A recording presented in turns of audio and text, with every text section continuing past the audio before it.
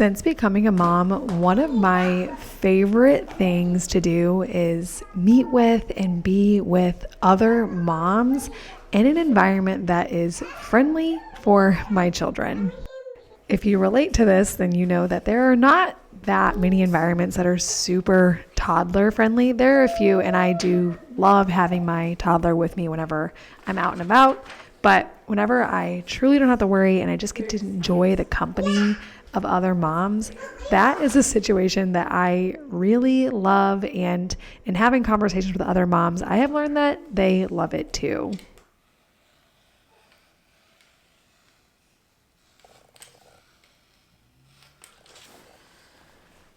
I recently went to a play cafe, and if you don't know what those are, it's essentially a coffee shop, a really good coffee shop that's set up for toddlers to be there. So it kind of creates this environment where moms can meet up, they can have a really good cup of coffee, and their kids can be entertained and play together. And it's just all around a very lovely place to be.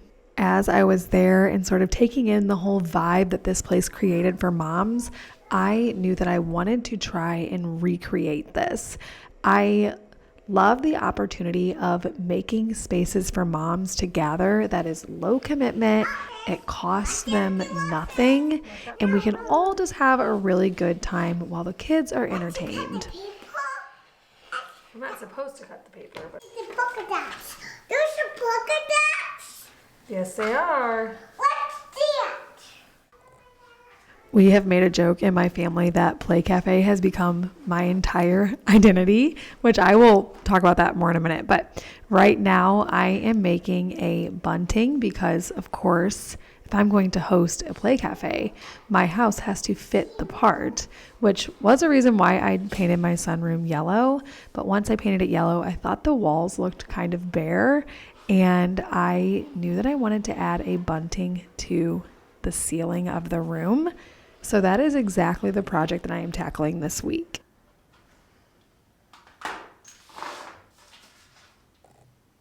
I started by just opening up Pages or Microsoft Word on my laptop and putting a little triangle on an 8.5 by 11 inch piece of paper as just a little makeshift pattern so that I could ensure that all of my triangles were the same size. Of course, there are other ways to do this. You could cut out one and then use that one, but it seemed really straightforward to me to just print off a triangle and use that as the pattern.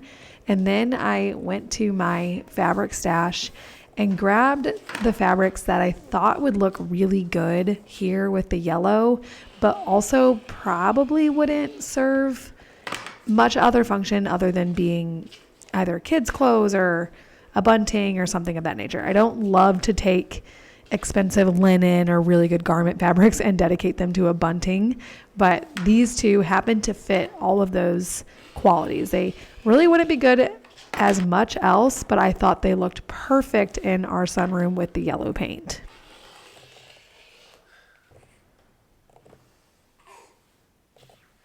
And then, like any other sewing project, I got to cutting it out right away. I had to workshop a little bit how to get the most triangles out of my fabric because I knew that if I just wanted to use these two fabrics, that it would be a little bit tight on getting enough out of it.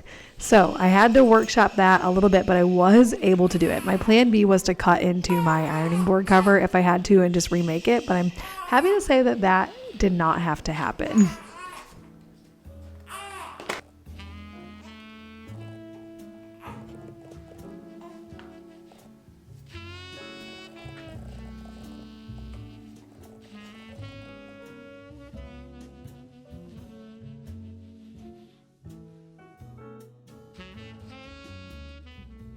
The pans above my stove are not just beautiful, they are hard-working cookware in our kitchen, and I have been loving them for over a year now. They are from Caraway, who happens to be the sponsor of today's video. Caraway is a non-toxic kitchenware brand. Their pans use a ceramic coating which is naturally non-stick and 100% non-toxic. That means that you can use minimal oil or butter and get those slide off the pan eggs, and you don't have to feel bad about preparing your food in those pans. Cooking nourishing foods for my family is something that I spend a lot of time on, so I don't want my pans working against me. That is why I love and confidently use Caraway in my kitchen. Their ceramic coating is made without PTFE, PFOA, PUFAs, and other forever chemicals that you just don't want near your food. It's third-party tested and verified. They are testing for over 200 forever chemicals to make sure that it's not in their coating. I find that I have a fully functioning kitchen with their cookware set, which includes 4 pans and 3 lids and storage for all of it. You will save 20% whenever you choose the bundle, and then you can stack my code on top of that to save an additional 10%. And my code also works on anything on their site. I know that you guys will fall in love with Caraway just as much as we have, so make sure to check out the link in my description and use my code for that additional 10%. Thanks so much to Caraway for sponsoring today's video. Okay.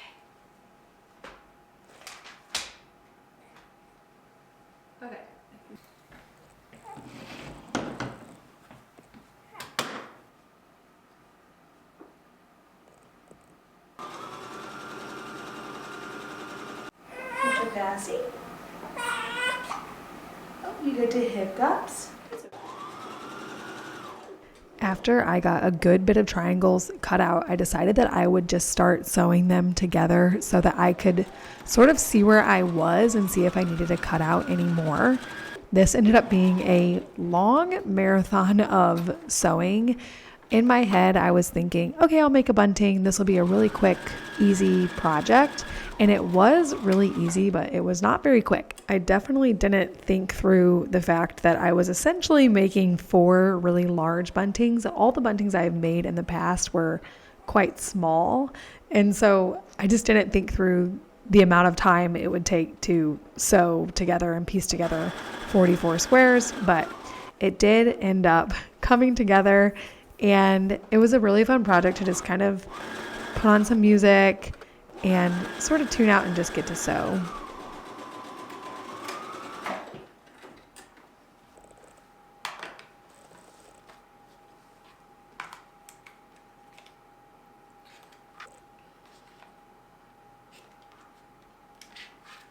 The process of making a bunting is relatively straightforward and honestly quite repetitive.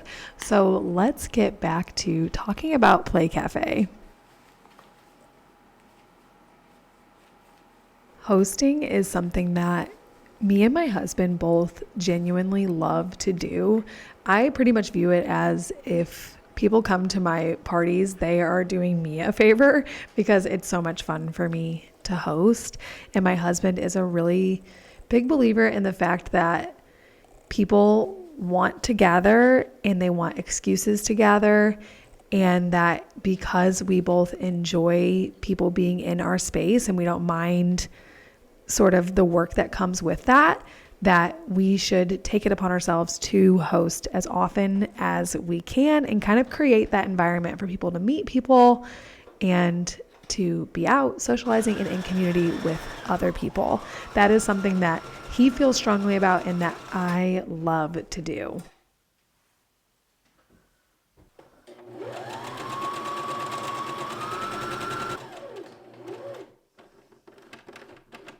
So the idea behind my Play Cafe is to make it fun and easy for moms to meet up. I have done a couple of things in order to make this possible. The first thing that I am doing is making it free. I have a latte machine. I have some good coffee beans. I'm going to make it free and hopefully really fun. Like, I hope people have a really good time coming to this. The other thing that I want to do is make it easy for their kids to have fun. So I am in the process of acquiring toys for kind of all ages, all toddler ages, I guess. And I have put up a gate in my sunroom so that moms don't feel like their kids are running through my entire house. Of course, I wouldn't mind if their kids ran through my entire house. I have a toddler who runs through my house as well. But I know that that can feel kind of stressful when you're at someone's house and your kid is sort of running. You just don't know if they're okay with that. And so I want to just completely take that stress away. And we have added a gate so that there is a fun, contained place for toddlers to play. And I am making it a set schedule. So we are just doing once a month on a particular day so that you can expect that it's coming. You can put it on your calendar. It's going to be this way for the next, I'm thinking like 7 months, and then we'll reevaluate how it's going.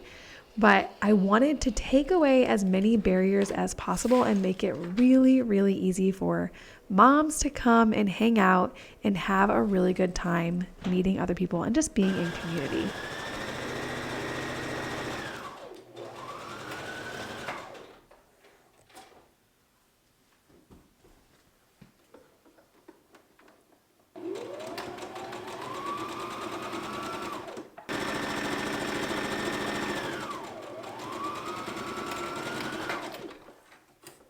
I get almost giddy whenever I start thinking about how much fun this is going to be.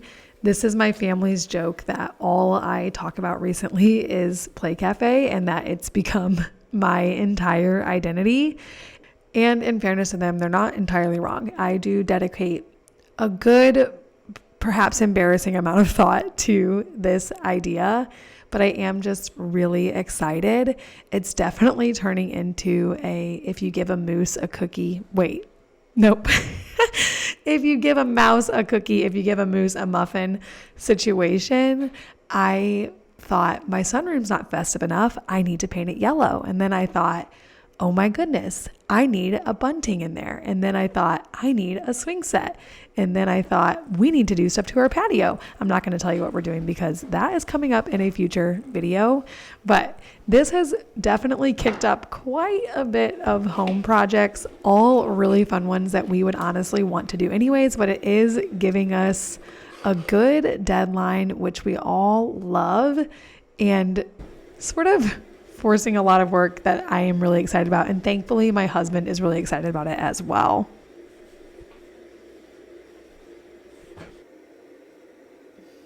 The next step in my bunting was to take the triangles and attach it to bias tape. I was recently at an ice cream shop where I noticed they spaced out their triangles a good bit between each other on the bias tape, so it made it to where it hung really beautifully. This is a pain point that I have had with buntings before, is that I feel like they just didn't hang the way I wanted them to, and I realized it was because I was putting my triangles too close together. This kind of all clicked at this ice cream shop, and of course I was immediately like, I have to do this for Play Cafe because it's my entire identity. Anyways, I did this by taking the bias tape, making all 4 pieces the same length, folding it in half and putting a pin on that one. And then I had 11 triangles per bunting. And so I just took the center triangle, put it in there and sort of spaced them out to see what the spacing would be. And then I obviously firmed that up by measuring, okay, they need to be 3.5 inches apart. I made one piece, assembled it all together, and then copied the other pieces by laying that one out and just kind of putting them in the exact same spots. After that, I got my husband to help me hang them, and I am just so happy with the impact that it had on this room because I honestly think it's darling and so playful, and I'm not planning on taking it down in between Play Cafes. It'll just remain up and be a fun little thing that we have in our sunroom.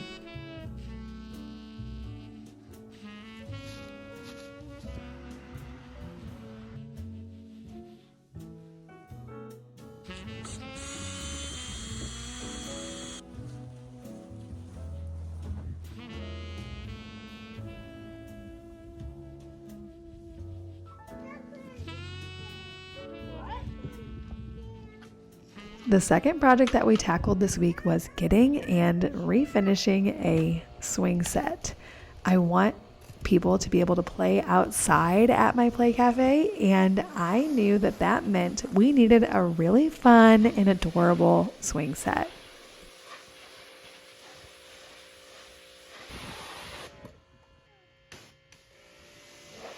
We explored a couple of options for getting a swing set. I knew that I wanted a swing set for the Play Cafe. We even bought build plans, and then once we priced out the lumber, we realized that maybe that wasn't the most feasible option.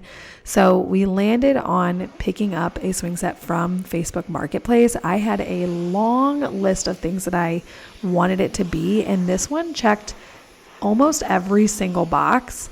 And the wonderful thing is that once I got it back home into our yard, I realized that we could really shape this up by just refinishing it, which seemed like a really overwhelming job, but it honestly was not that hard.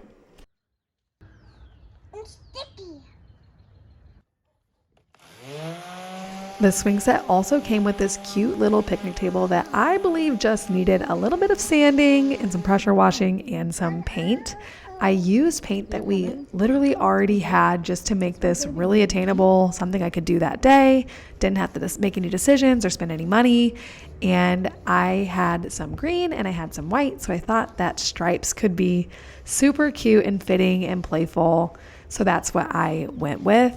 If you were someone that knows something about refinishing stuff, you were probably cringing whenever I was pressure washing that wood on the swing set. It was cedar. I learned that later. You technically shouldn't do that, but it ended up being totally fine whenever I sanded out the spots. So the process of refinishing the swing set was simply to pressure wash it. We did a deck cleaner on it in order to get all of the dirt off of it. And then I went in and sanded out some of the more rough spots. I did this with an 80 grit sandpaper.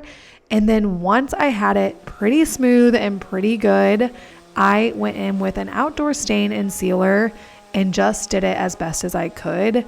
My general approach on refinishing things outside, so the picnic table we did last year, the swing set, is to just do it as good as I can in the way that is really actually doable. I don't worry about getting it 100% perfect because it is outside, so you have to do it pretty frequently. I've learned that just from owning a picnic table, that it's something that is kind of like routine maintenance. And so I figure if I'm going to stain it again in 3 years anyways, let's just get it done, make it better, and not let perfect be the enemy of good. Through my quest to learn what type of wood the swing set was, I learned that it is actually a Gorilla brand swing set. And that was wonderful news because that meant I could order replacement parts. So the last thing that I had to do after I got it all the way stained up was to kind of freshen up some of the other pieces. So I ordered a replacement canopy to go on top, and I got a few new swings, one infant swing because that kind of fits our life a little bit better. And after all of this, if I do say so myself, it basically looks brand new. As I have mentioned, Play Cafe has become basically my entire identity, so you can definitely expect to see more. We are doing lots of fun house projects. I'm going to have fun making latte syrups and just getting more into this as the months go on, and I will certainly share all of that prep with you guys. As always, I hope this video was inspiring to you, and I hope you have an amazing week. Thank you so much for watching.